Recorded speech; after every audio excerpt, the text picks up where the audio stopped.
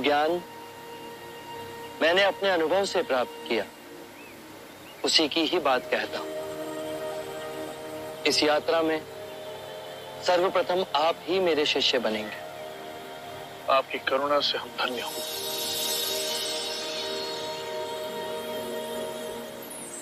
अज्ञान ही दुख, भ्रम, चिंता को जन्म देता है।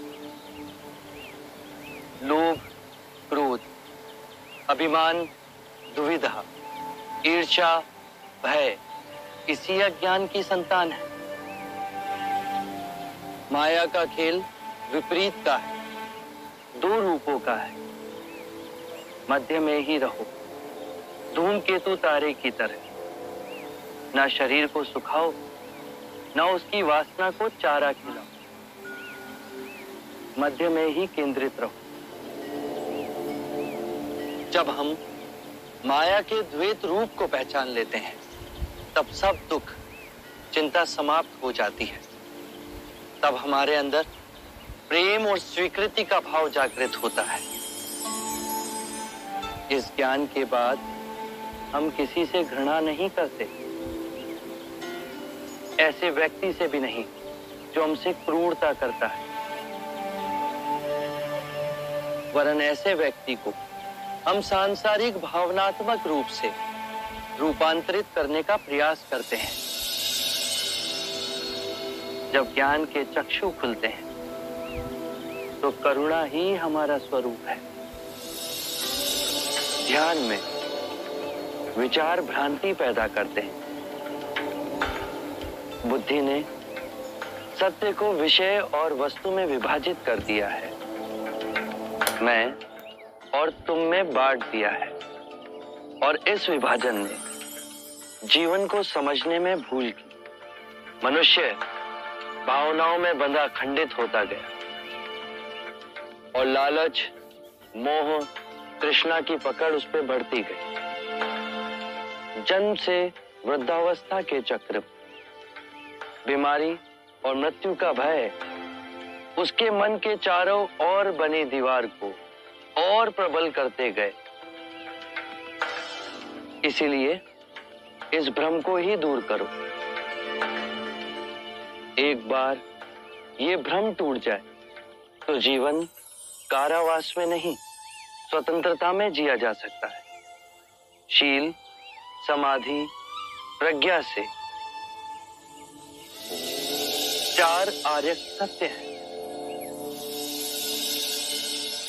एक, जब तक सृष्टि रहेगी, दुख मनुष्य के साथ छाया बनकर चलेगा।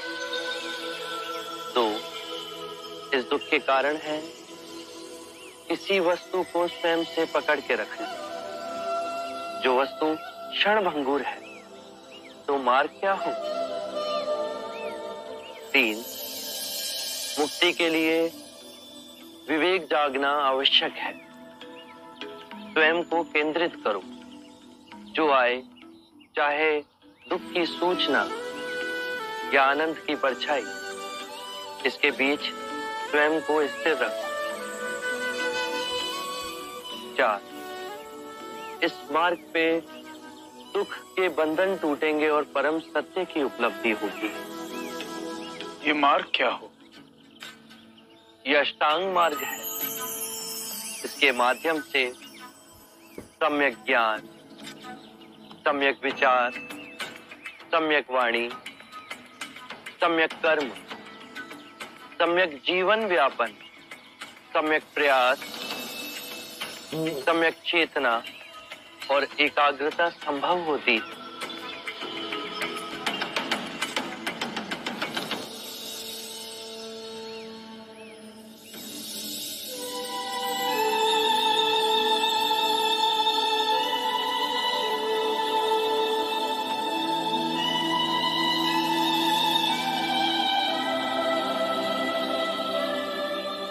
मैं बुद्ध हूं।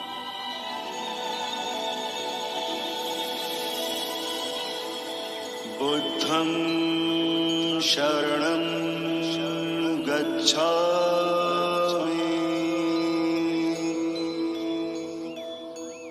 मैं मैं स्वयं धर्म हूं।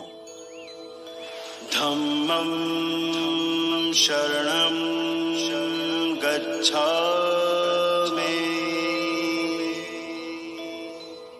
जो मार्ग मैंने खोजा वो समस्त मानव जाति के निर्वाण का मार्ग बनेगा। संघं शरणं गच्छामि।